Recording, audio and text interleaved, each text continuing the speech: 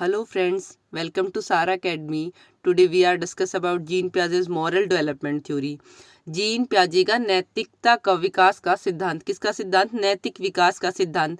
आज तक आपने बहुत बार कोहलबर्ग का नैतिक विकास का सिद्धांत पढ़ा है, परंतु आज हम कब पढ़ेंगे जीन प्याजे का मॉरल विकास का सिद्धांत।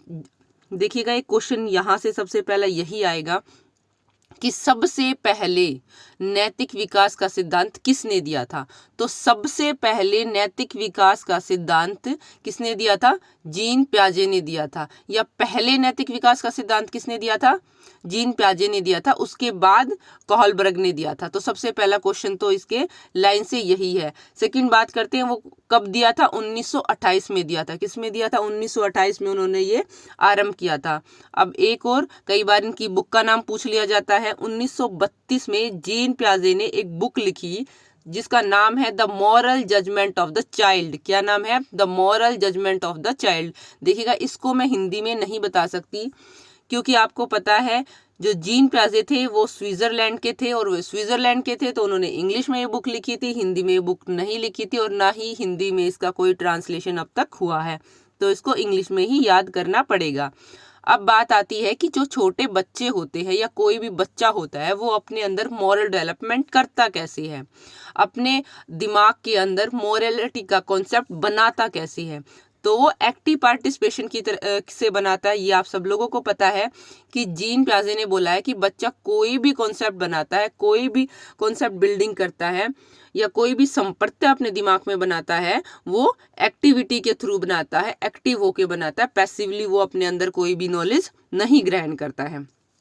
जैसे जीन प्याजे ने बोला है, बच्चे अपने को वातावरण के साथ अंतक्रिया करते हैं, मतलब अपने आप को वातावरण के साथ अंतक्रिया करने के लिए छोड़ते हैं, और उसके बाद जब वो उसके साथ इंटरेक्शन करते हैं तो उसके द्वारा दिया गया रिएक्शन, जो एनवायरनमेंट के द्वारा दिया गया रिएक्शन होता है या प्रतिक्रिया होती है, उसको अपने अकॉर्डिंग एडजस्ट करते हैं, परिवर्तन करते हैं, चेंज करते हैं, तथा अपने दिमाग के अंदर मोरलिटी का कॉन्सेप्ट या संप्रत्यय बना लेते हैं।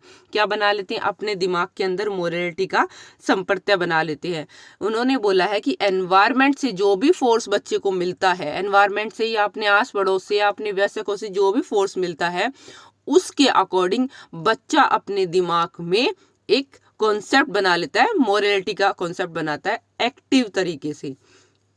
अब बात आती है कि जीन प्याजे ने अपनी थ्योरी को दो भागों में बांटा है। किन में बांटा है? दो भागों में बांटा है।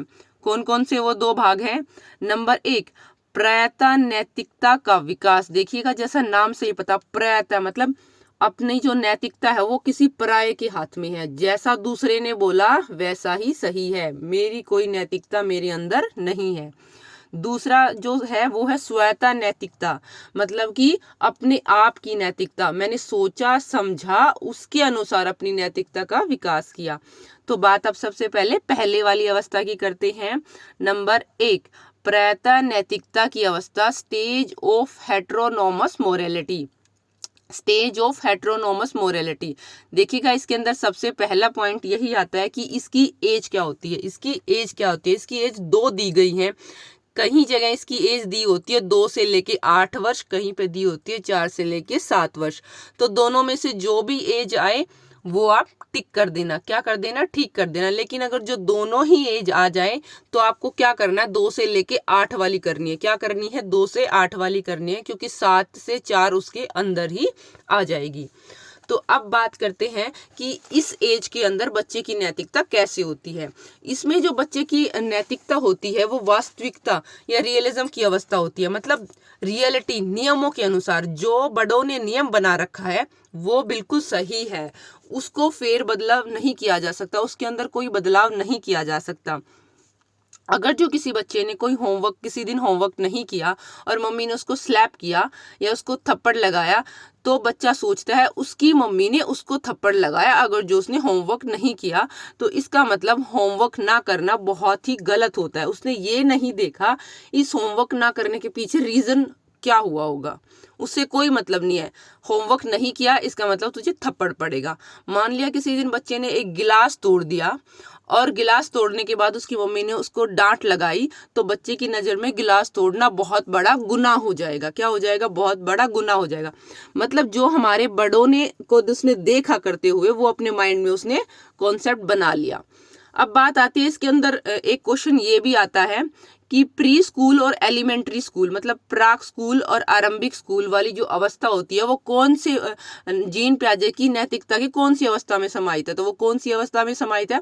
फर्स्ट स्टेज में है, स्टेज ऑफ हेटेरोनोमस के अंदर है, प्रायतः नैतिक विकास के अंदर ही ये होती है। अब बात आती है कि सत्तावादी वातावरण किस में होता है? अथॉरिटेटिव, मतलब कि बच्चा दूसरे की सत्ता के अंदर रहता है, जैसा दूसरा बोलता है, जैसे हमारे से बड़े बोलते हैं वैसे ही बच्चे करते हैं और उन्हीं नियमों को वो मानते चले जाते हैं, उनके अंदर कोई फेर बदलाव नहीं करते।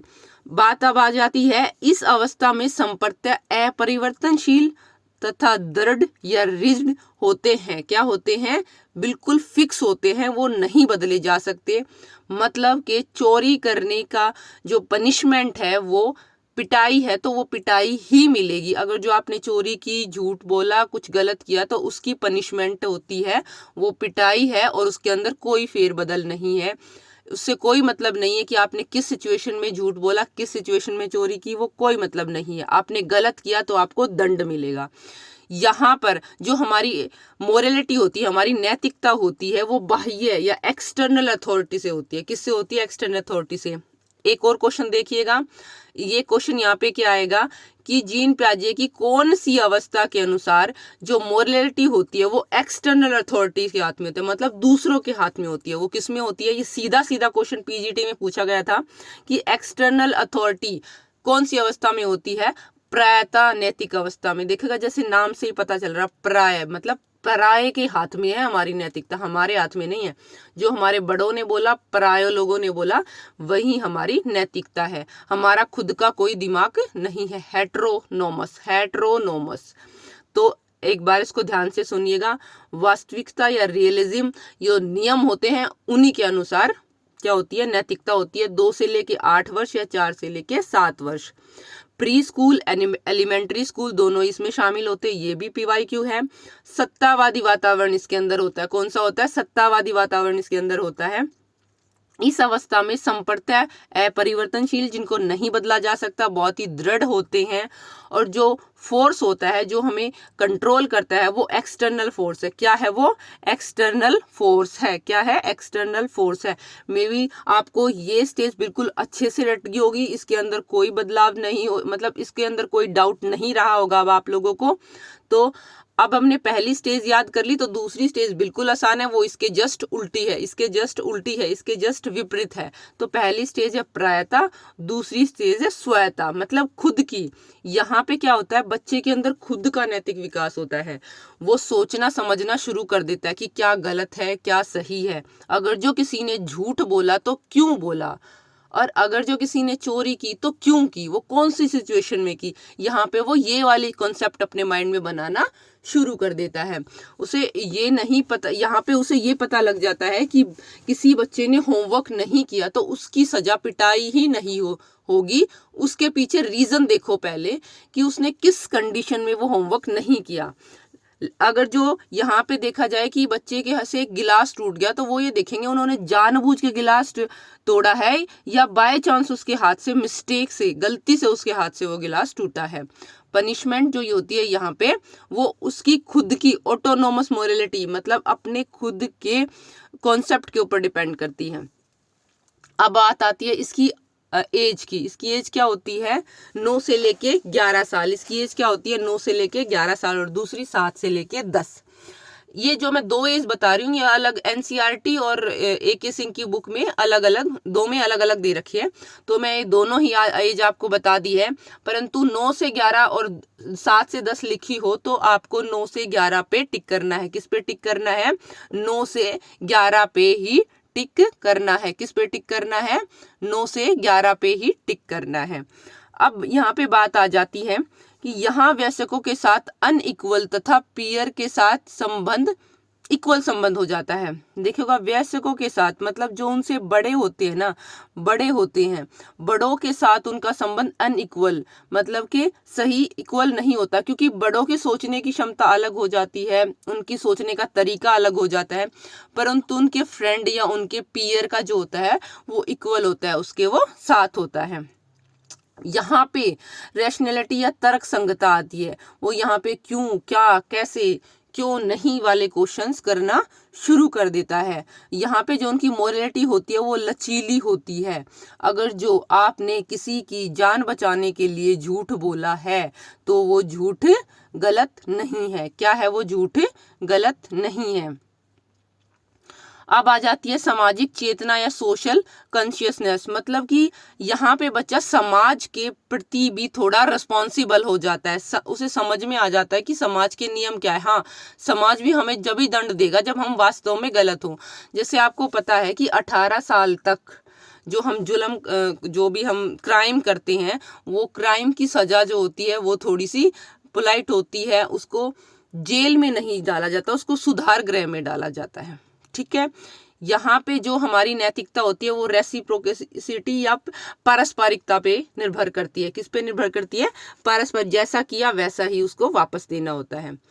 प्रजातांत्रिक माहौल होता है इसके अंदर, वो अपनी उनकी खुद के सोचने समझने की शक्ति इसके अंदर आ जाती है।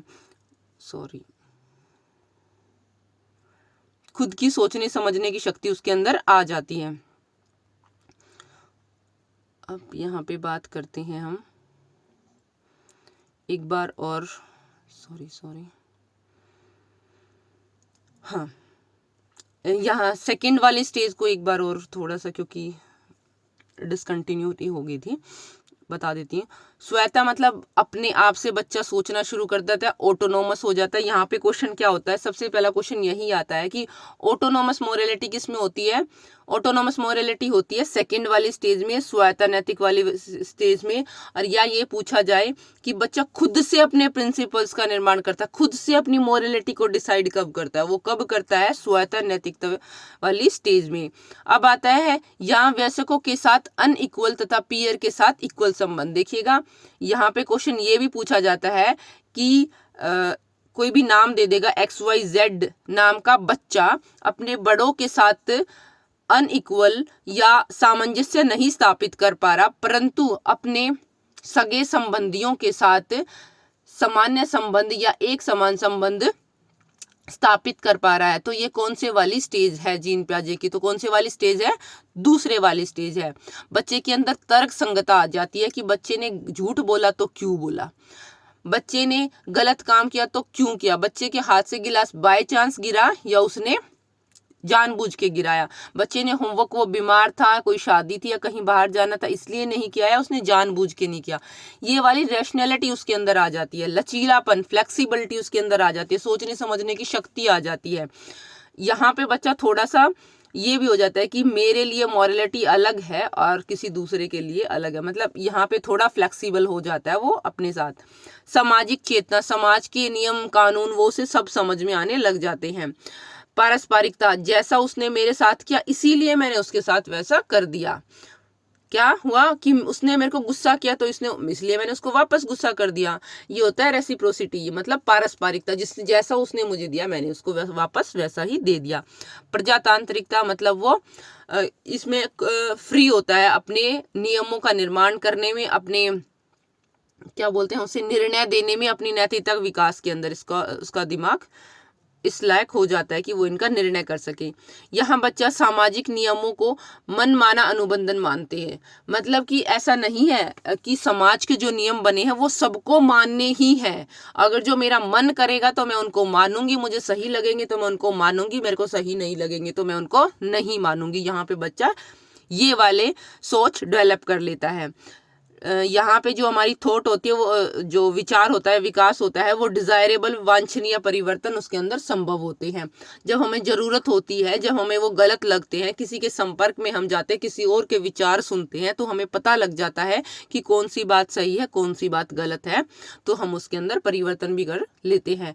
समटाइम ऐसा होता है कि हाँ भाई, मुझे पता लगा कि एक बच्चा ना डेली की डेली स्कूल लेट आ रहा है, तो मैं सोच रही हूँ हाँ वो डेली स्कूल लेट आता है, ये गलत है, परंतु जब मुझे पता लगता है कि नहीं, उसकी मम्मी या पापा या उसके घर में कोई प्रॉब्लम है जिसकी वजह से वो लेट आ रहा है, तो मैं उस टाइम अपना कॉन्सेप्ट बदल लेती हूँ और मैं उसको बोलती हूँ कि कोशिश किया करो कि आप स्कूल टाइम पे आ पाओ। तो मे बी आपको ये समझ में आ गया होगा, बहुत अच्छे से समझ में आ गया होगा। अब भी आपको नहीं समझ में आया है तो फिर आप एक बार और इस वीडियो को देख लीजिए कि आपको और अच्छे से समझ आ जाएगा। यहाँ से मे भी कोई क्वेश्चन जाएगा नहीं आपका। और अभी नैतिक विकास के सिद्धांत पे ऐसे वाले क्वेश्चन पक्का पूछते हैं, क्योंकि हमारे जो माइंड में होता है वो मैक्सिमम कोलबर्ग होता है। तो प्याजे से भी क्वेश्चन आने लगे हैं। प्याजे के नैतिक विकास के सिद्धांत के अनुसार किशोर अवस्था कौन से में होती है? अब ये आप अपने आप ही बता दीजिए कि प्याजे के नैतिक विकास के सिद्धांत के अनुसार किशोर अवस्था कहाँ पे होती है? किशोर अवस्था में क्या होता है? बच्चा डिडक्टिव रीजनिंग करना शुरू करता है। क्या करता है? Deductive reasoning. तो डिडक्टिव रीजनिंग किस में आएगी? चीजों को सोचेगा कैसे, निर्माण कैसे करेगा? वो सेकंड वाली स्टेज में, स्वायत्ता वाली स्टेज में बात आती है। स्वायत्ता का गुण प्याजे के नैतिक विकास की कौन सी अवस्था में आता है? वो किस में आता है? वो भी सेकंड वाली अवस्था में आते हैं। जब एक बच्चा सामाजिक नियमों में वांछनीय परिवर्तन करता है, वो किस में करता है? वो भी सेकंड वाली स्टेज में करता है। यहाँ पे एक क्वेश्चन एक रीमा नाम से भी आया हुआ था कि रीमा अपने अध्यापक की सभी बातों को मानती है, उसके नियमों को आंख बंद करके फॉलो करती है। इस टाइप का कुछ था क्वेश्चन। अब वो मेरे को एग्जैक्ट याद नहीं आया, इसलिए मैं उसको नहीं लिख पाई, पर कुछ ऐसा ही क्वेश्चन था कि वो उन नियमों को मानती है, उनके बताए गए नियमों को सही मानती है। तो वो क्या है?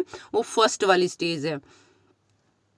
अब देखिएगा, मैं इसको एक बार और क्विक रीजन दे देती हूँ जिससे कि आपको याद हो जाएगा।